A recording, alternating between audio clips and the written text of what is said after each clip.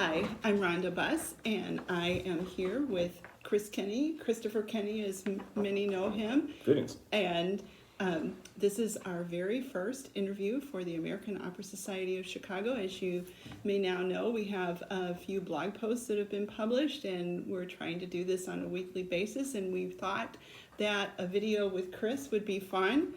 It might be a little bit more fun than I want it to be, but we'll see. Oh, yes, it will be. So, Chris. Howdy.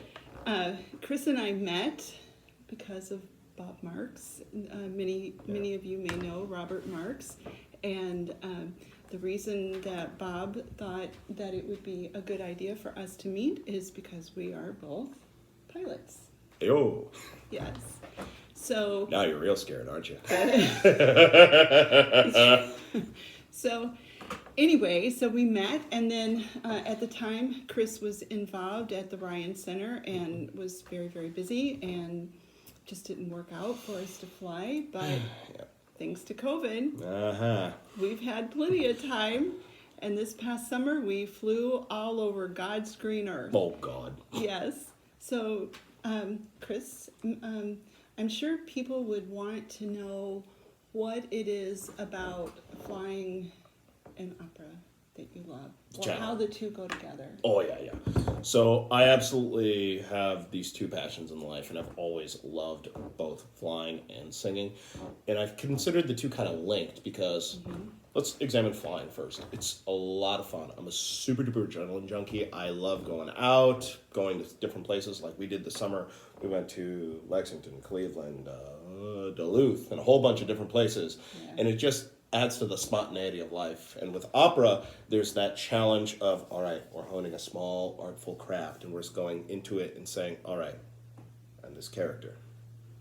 I have this music, and I have this ability to emote and connect with an audience in such a way that allows me to kind of have a little more fun with singing. I especially love high energy pieces. Barbara Seville I did in the Washington National Opera program. I got to sing Figaro on the main stage at the Kennedy Center. I was Fiorello this last year? Yeah, it was last year. Wow. This last year at the Ryan Opera Center. And it just gives you so many opportunities to explore yourself as a performer and a human being and your reaction and connection to people. I love small concerts, especially things like AOS, American Opera Society. Craig Terry's Beyond the Aria concerts were a favorite of mine because it was an intimate, small, closed space where you could actually almost reach out and touch people in the audience. And feeling that very, very powerful connection for me is such a boon because A, it's fun. I love fun. I love having fun. I love spreading the love around. And B, it's a challenge. So those are my two big things. Flying and singing, and having you to connect with Rhonda has been one of the greatest things of my year because... Maybe. Here we go. Oh, this is going to be great. I give her heck. She's fun. What do you want? I do the So I forgot to include that Chris actually won our Best Vocal Artist from the American Opera Society. From the American Opera Society in 2020, which seems like a million years ago. So it was it was not even a year ago. It was just last March, but so much has happened since then. So it's not like there's been any singing going on. So other than flying around with me, what have you been doing since March for the last year? I'm writing a book. And I'm thinking about titling it Baritone in Exile. So, no, but on a serious note, COVID definitely has proposed a few challenges. I was scheduled to appear at the I was in Detroit for the Michigan Opera Theater as Silvio and Pagliacci. I had a couple gigs in Europe and here around the city. And it all fell through like a ton of lead bricks. So I kind of had a lot of extra time on my hands, and through Rhonda's kind gesture of flying together in her plane, and we had time, and she was jamming me in the ribs. It's like, you know what you should do? You should get your CFI. What's CFI? Certified Flight Instructor. So As is insinuated. And let me interject with No. that in the aviation field, that is the most difficult test you will ever take. Yeah. It's fun. It's fun. So But he passed with flying colors. pass with flying colors. Oh wow! Wow! Literally, Wow. figuratively, whatever. Anyway. I love that. So yeah, I'm a certified flight instructor now at Aurora's Airport in Sugar Grove. It's about a 40-minute drive outside of town. I have my own kind of studio. I have my own portfolio of students, and I also just added on my CFII, which is instrument, so I can teach kids how to fly in the clouds and blind, essentially just by reference to instruments. And I also do part-time aerobatics. Not good at it yet. Getting better. Eventually want to teach it. And it's He's a lot better than he gives himself credit for. You know what? I still owe you a flight, by the way. Yeah, you do. You do. Anyway, but you're also working on your multi-engine rating. Yes, I am working on my multi-engine rating. So 1 engine, now 2 engines. So multiple engines on an aircraft is a little harder to manage, different center line of thrust, blah, blah, blah, blah, blah, blah, blah. But essentially, it is just part of my idea of furthering my excellence in life and constantly training. And while opera and everything is still important to me, I can only do so much here with online gigs, online concerts, coachings, and if you can't tell, I'm a bit of an active person, and I start to chew the walls if I get locked in too much. And flying has just offered me that escape and that ability to kind of funnel my energy into something purposeful, and she's been awesome for that. But it's also given you the opportunity to follow a passion. Yes. That it's something that you've always wanted. You've always wanted. Yes. Everything you've attained this last year is something you've always wanted. Yes. So Yeah. if you don't know my backstory, I come from North Dakota, Minnesota. I was adopted when I was 3 days old. And I have always had a passion for flying. I wanted to be a fighter pilot, an officer in the Air Force. That fell through. I was allergic to nuts. I couldn't get a waiver back in 2009, 10. When I graduated high school, rep Holly Nuggets, I couldn't get into the airlines because at that point they were hiring at dirt cheap wages and it was just so astronomically expensive and they were overstaffed. They had too many pilots. Little did I know, 3 years later, it'd be the highest hiring pilot of highest hiring spree of pilots in history, immediately followed by COVID. So I was like, yeah, I'm not getting into flying, so what am I good at? And I had a mentor who was a band director who said, you know what, you're pretty good at this singing thing. Maybe you want to give that a try? So I said, okay, sure, I'll give that a shot. I went to the college in the area, Concordia College in Moorhead, Minnesota, roll covers. And I did 4 years there on scholarship. I sang with the choir under Renee Clausen, and my primary voice teacher was Peter Halverson. After my 4 years there, they all said, you know what, you've been quite successful and affluent here. Why don't you make a professional go of opera? And I was like, no, sure, sounds good to me. I like singing. I have fun. It takes me places all over the world. So I got a full ride scholarship to the University of Kentucky under Cynthia Lawrence as my primary teacher and her husband, Mark Calkins, also an alumnus of Concordia College, Moorhead, Minnesota. And we just kind of developed this relationship in music, and I really blossomed in that point. From my time in Kentucky, it led to auditions all over the country for several things. Central City Opera, the Ryan Center at first, and many other programs. I was eventually said no to at first, and I only got 2 offers of employment. One was Central City over the summer of 2016, and the other was to attend the Academy of Vocal Arts in Philadelphia. So what ended up happening is that I accepted the position in Philly, as well as Central City in Colorado, went to the summer program in Colorado, and moved sight unseen into an apartment in downtown Philly. I only attended the program there at AVA for a year until I was asked to come to the program in Washington, D.C. at the Kennedy Center. And I, of course, said yes. They were looking for a Figaro, and Figaro being my favorite role, I said, absolutely, full steam ahead, please, let's go. And so getting the real-world experience of working at a place like the Kennedy Center really lifted me off, and I got accepted into Santa Fe Opera's program over the summer.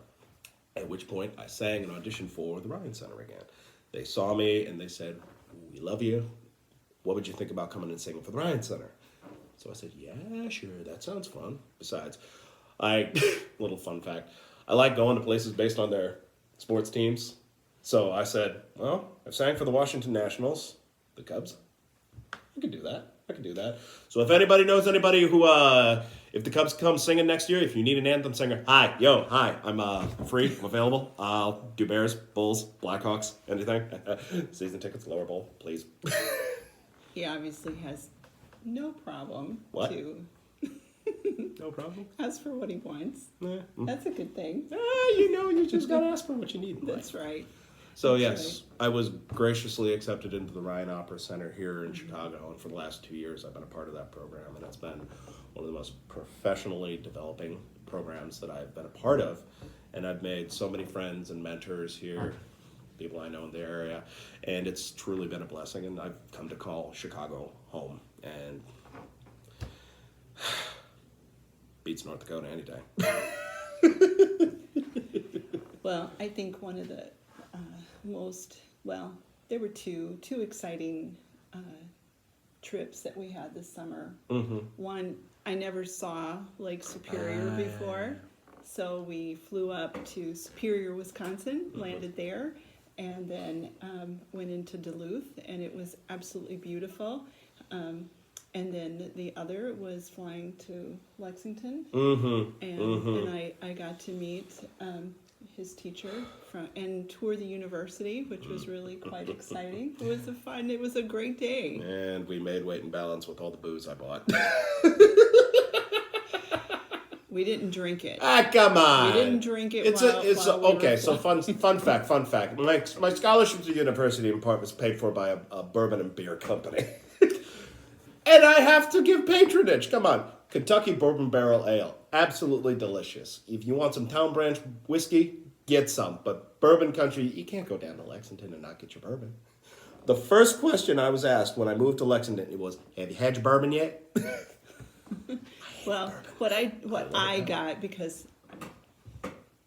I let him buy the alcohol, but I did find a cheese that was absolutely amazing, and it was instead of a beer cheese, it was a bourbon cheese, and I can't wait to get back and get some more.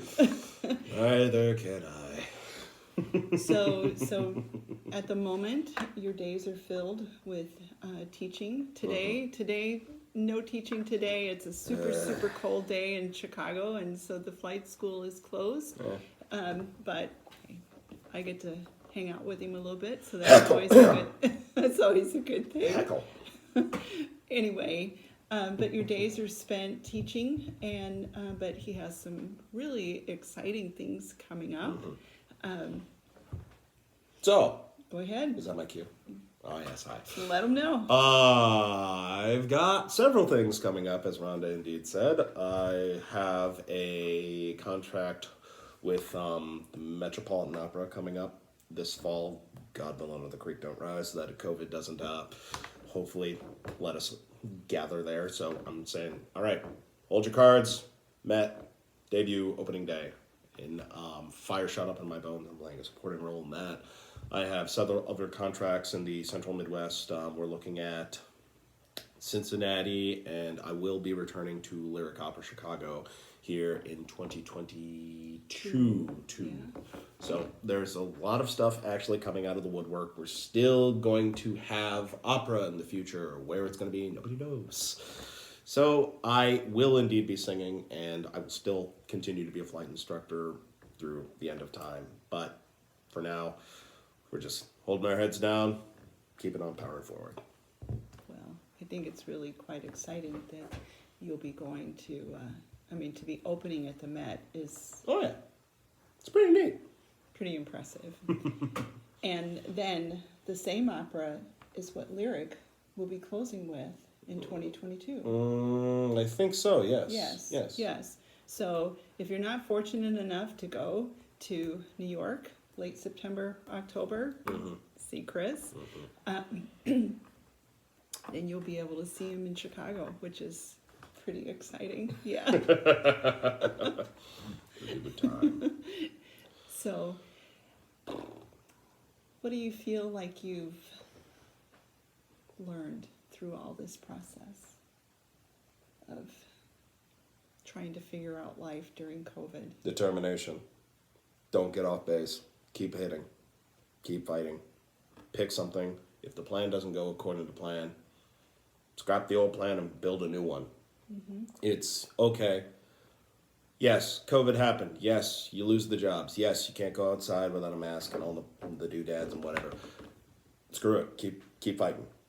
Pick something on the horizon and keep striving for it, because nothing is going to happen for you if you don't at least make a choice. I could have made a choice to be, all right, woe is me. I'm going to stay home. I'm going to feel sorry for myself. I'm going to binge watch Netflix and order pizza and do nothing. Okay, that's a choice.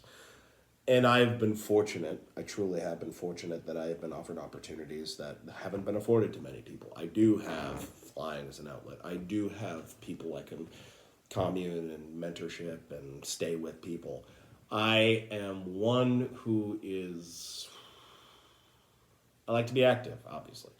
I like to be doing things. I don't like to settle for, all right, we've gotten to our goal, that's it. No, what's next? What's next? It's one of my favorite things. And I constantly keep saying, all right, goal attained, what's next? Goal attained, what's next? Always be asking yourself, what's next? And that's the words that have really gotten me through this last year, And just going forward, I'll just keep asking the question of, good, what's next? Well, I think that before we go... Oh, no. Oh, no. Here it comes. We should probably share a little bit of our own personal experiences with each other. So, our very first time flying together, I had, I told him he could fly. And, once you're in the air, it's not that big a deal. It's the coming back down that can be a big deal, because plane's always going to land. It's always going to land. In how many pieces? There's that. How many pieces is it going to land in? So what did I do on that first flight when you were coming in to land? Oh, goody. So you know how you have backseat drivers? Well, she's a side seat flyer. When you're coming into land, essentially you're managing two things: your power and your altitude, your speed, essentially, your speed and your altitude. And I'm not an aggressive pilot, but I fly with joie de vivre, joy of living. So I'm coming into Madison. I got the power back. I got the flaps set. I'm looking at the runway. Everything is picture perfect. And she's in the left seat, and you can just feel this because I will say, give credence where credence is due. When you fly with someone new, you don't know if they're a good pilot or a really bad pilot. Or if they're going to kill you. Well, it's the truth. It's my story. It's the truth. It's my story. It's the truth. Oh, don't mind her. She's just it's fine. It's fine. I'm qualified. So I'm coming into land, and she's got her hands about to take control, and I see it, and I realize it. I don't say anything, and I'm like, okay, it's her plane. It's her first time flying with me. She don't know if I'm dumb. Okay, that's cool. That's fine. And I grease it, and she's like, oh. And I'm like, I know what I'm doing. But the best one, and she ain't gonna, so she's not gonna tell you. The best one. This one I would not have shared. No. Oh, but I will. So she's concerned about me. Well, we're flying into DuPage one day. So we're into DuPage Airport. Oh, no. Oh, no. Yeah, that's right. Oh, no. Don't let her fool you. No. She's going to tell a different story. Nope, I'm telling this one because I was scared for my life. No, we got you cleared. You were not going to die. Oh, I wasn't going to die, she says.